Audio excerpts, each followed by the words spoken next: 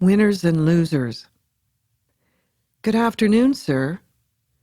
He paid no attention to her, though she was standing right behind him in the Stratford Theatre ticket lineup, though they had spent the last 2 weeks together on opposite sides of a courtroom, litigating a divorce case. When she repeated her greeting and he kept his silence, she felt mortified. Throughout the first week of the trial, at almost every break, John Jeremy Johnston, QC, had given her a collegial prod. "Come on, we can settle this." "No, we can't. Your client should shelve her libido and raise the kids in close proximity to their father. Then we can talk." His client, Cindy Lampe, having fallen in love with a bus driver, Joe Blanchard, on the run from Toronto to Thunder Bay, had made it clear that no compromise was available. John Jeremy Johnston, QC, with his army of junior lawyers and articling students accompanying him daily to the trial, reasoned that the parent-child relationship could be sustained by simply subtracting midweek access time and adding it onto extended Christmas and summer holidays. Same net time for Dad and the kids, as if separated parenting were a ledger sheet, a Bacchus counting with the minutes and days. Out came maps and travel times and talk about how quickly a parent, if he cared, could travel the distance between Toronto and Thunder Bay. Her argument was equally simple. Time and attachments are not fungible, though she preferred the word direct, not a direct correlation between time and depth of the bond. She liked to think that a certain directness was her great strength, and so she told the court that there is no substitute on a moment's notice for the availability of a father, in this case, Al Lampe. "How," she asked, "do you pick up a sick kid from school in Thunder Bay and get the kid home to Nana's kitchen in Toronto for chicken soup?" What often made her advocacy successful in court was not that she was more learned than a learned friend, but that she believed in what she advocated. In this case, the importance of a parent's presence in the daily life of a child. A presence that is all that stands between any child and the darkness. "You see this?" she told her young son Marco, opening the freezer door the weekend before the trial to show him the President's Choice frozen dinners. She pointed to the written instructions on the packaging. "As long as you can read, you will never starve." She showed Marco how to turn on the oven, gave him the keys to their home. The first night of the trial, struggling home with her briefcase at 8 o'clock in the evening, she had come into the smell of shepherd's pie. A candle lit for her on the dining room table, a glass of wine poured, her son practicing the piano. "Mama, do I have to do this all over again tomorrow?" The second day of trial, her secretary walked across Bond Street to St. Michael's Choir School to pick up Marco from the playground and put him in a cab for home, this time with Chinese takeout on his lap. Toward the end of the first week, he'd found his own way home by subway and then bus, starting his journey with the older boys from the choir school, growing independent as he facilitated his mother's work, the two of them making a team together, helping each other survive her absence from his normal life, the ordeal of this trial. The last night of the trial, she stayed at the office until 1 o'clock in the morning, writing the closing argument she would hand up to the judge the next day, in bound form and on a memory stick. She'd used her computer throughout the trial, where John Jeremy Johnston, QC, had used his juniors and students. There was something almost threatening about the old lawyer. Though he was a very short man, close to only 5 feet tall, he had presence, bull-shouldered gravitas that bordered on menacing, even dark. Perhaps it was in the thickness of his neck. But of course, if there was something really to be feared in him, it was that what he wanted done, wanted to have happen, he had the senior lawyer's ability to make happen, to impose by means of the delegated, sloughed-off mountain of work his army of articling students and junior lawyers accomplished, after hours and before dawn, without distraction or conflicted priorities. She, operating alone, on her own 2 feet. She had a habit of planting her feet squarely and solidly, as if ready to withstand assault. Had kept calling home, urging her son to go to bed. But Marco had remained up, all the lights on, waiting for his mother, of an age when it was illegal for a parent to leave a child at home alone, untended. The irony was not lost upon her. If Marco told his father about this, there would be a call to the police and then the involvement of the Children's Aid Society. Marco's father fought her at every opportunity. Yet she didn't dare ask Marco not to tell. Sometimes risks had to be taken. She just had to trust Marco. She had to trust to the protective walls her son built around both his houses. The fact that Marco was not a snitch. Marco knew his mama would come home. He knew that unfailingly. She had to feel the human grip in every case before she could take on the fight. In this case, she'd felt the grip. She honestly believed that parenting took sacrifice. She believed that even a separated mother like herself doesn't get to just move away. A mother has to be, if not actually there, then close to that. At the very least, a father has to be able to get there, to be on immediate call. She knew the other lawyers, even the judge, felt this, the intensity with which she litigated her cases. She had been told crossed boundaries, was unprofessional.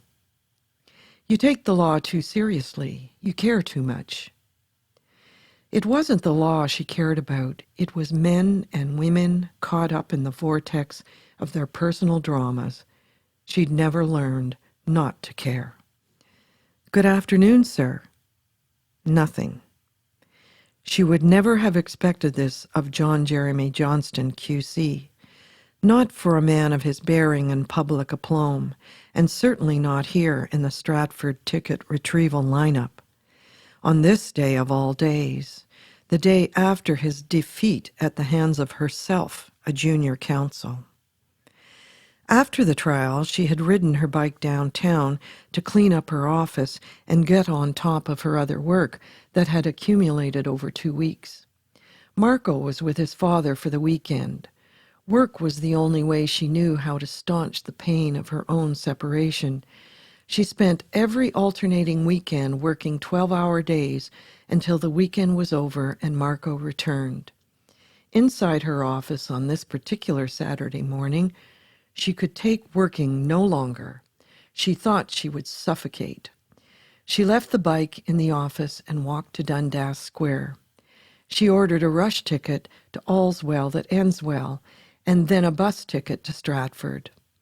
On the bus, she learned there would be no same-day return. She was free, therefore, to stay in Stratford for the weekend. Her problem became where to stay. A fellow passenger gave her the phone number for the Stratford Board of Trade. While still on the bus, she found a bed and breakfast with availability, learned the hours for the bus that would depart from Stratford for Toronto on Sunday. She would be back home seamlessly in time to greet her returning son.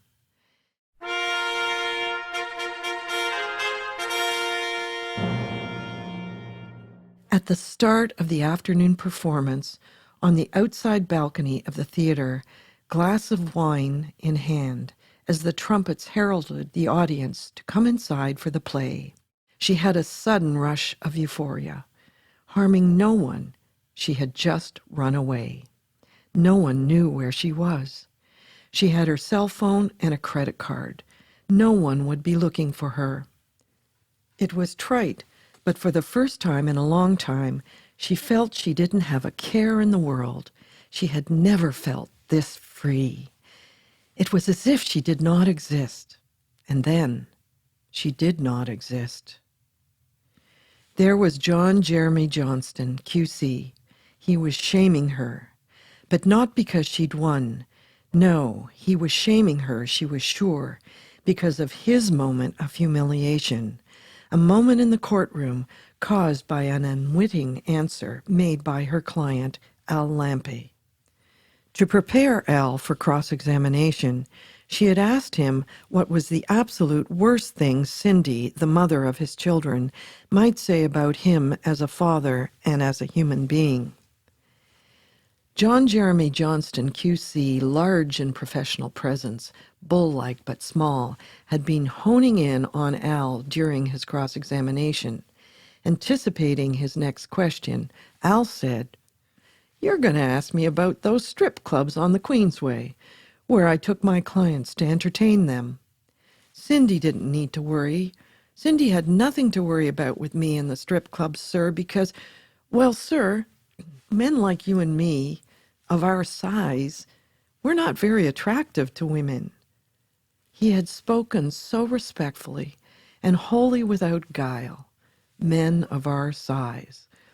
The judge had flipped her pencil. Even the registrar had laughed, along with everyone else in the courtroom. By 6 o'clock that evening, the laughter, the humiliation of John Jeremy Johnston, QC, had become the story on Lawyers Lane. When she got back to the office that evening, her partners, full of competitive spite, had applauded her. She had won. Her theory of the case had prevailed, but only because of how she had argued it, that the kids of a single father should know their father is close by, in the same city, so that he can exercise his infrequent access to them in close proximity to their mother. It was unheard of at the time that a de minimis access dad could keep a mother from moving. Victory lasted the space of one weekend. "Good afternoon, sir." What she didn't know, as she had stood there in the Stratford Theatre ticket lineup, is that she would be served with a notice of appeal first thing on the Monday morning. A notice of appeal which at that very moment John Jeremy Johnston, QC's entourage of junior lawyers was drafting. Over the ensuing months, there would be 5 appeals on the issue of mobility before the Ontario Court of Appeal. The results of each appeal on different facts would be that the mother gets to move with the kids. She would report each of these to Al, her client, until the day he instructed her to concede defeat and allow the appeal to permit the move. He could no longer afford to fight. He was throwing in the towel. His children would judge that their father, by conceding defeat, had abandoned them. Years later, she will bump into one of Al's neighbors who had been a witness at the trial. The neighbor, according to his own judgment, would tell her what really happened, what became of Cindy and Joe, the bus driver boyfriend. During cross-examination, she had questioned Joe Blanchard about his 3 failed marriages. From Joe's own mouth, all his marriages had turned sour because of his former wives. No admission that bus driver Joe had played any part in the failure of his 3 unions. This marriage, he insisted, would be different. Cindy was the one he had waited for all his life. She ran from the house in Thunder Bay to a battered women's shelter, taking the kids with her, ended up living in a basement apartment. Joe sued Cindy for his entitlement to half her house in Thunder Bay. They had bought it together with her settlement. Marrying Cindy was his winning lottery ticket. What a loser. Everybody saw it coming. Everybody except Cindy. Why didn't she come back to Toronto? Who knows? Pride. She was determined to make a go of it in Thunder Bay. Your client Al wasn't much better, not as a parent. No one will ever talk to him now, least of all his own children. For God's sakes, he took up with Cindy's sister in Toronto. She was known to enjoy the odd snort of cocaine. Cindy's sister was the only one who would have him. One of his daughters never spoke to him again, even refused to see him whenever he showed up in Thunder Bay, which was just about never. That kid will dump both parents out of her life. First chance she gets. "Who was the last person in my room?" she cried in the hospital. "Who was the last person in my room?" Hours after her cesarean section, she ran down the hospital corridor to the nursing station. Marco was supposed to be at her breast. Marco was supposed to be with her in the room. But due to the trauma of the birth, he'd been separated from her. High on medication, she was certain that whoever was the last person in her room had stolen her baby. "You are our patient, too," the gentle nurse said, leading her back to the room. Only then did she realize she was delusional. The first time she held Marco in her arms, 3 days after his birth, she looked into his face, the light in his wide open eyes, and he had given her a sudden smile, as if to say, "All will be well, Mama. Don't worry." The nurse explained the smile was gas. The second nurse said, "He is an old soul, a very old soul, spiritual child." While she basked in this explanation for the smile, she said, "Even old souls need their mother. And their fathers too," the nurse said. The audience settles. The lights dim. Still brooding about the case, about the silence of her opposing senior counsel, she is acutely aware of John Jeremy Johnston, QC, sitting there in the same darkness as she, hearing the same words, just as they had listened only yesterday to the judge pronouncing judgment. She sits erect, attentive, but it is more like she is watching the words, not hearing them, except for a phrase or two. She remembers only what the king said, so weary of the fight, as he anticipated the moment when he would not be able to wield a sword. "Let me not live, after my flame lacks oil, to be the snuff of younger spirits." In the darkness of the Stratford audience, she wonders how he has heard these words, John Jeremy Johnston, QC, her senior by at least 3 decades, how he is registering their impact, having just lost to a younger spirit. It is an understanding she will not have for at least 3 decades, when it will be her own flame that will lack oil, when she will be the one facing her own darkness. But for now, anyway, she gets to just be in the audience, knowing that tomorrow Marco will come home without fail, knowing she will be there to receive him without fail, knowing that the time will eventually come when the child will grow into his own man, when he will not need her anymore, when she will need a different flame to light the way, or relinquish it altogether.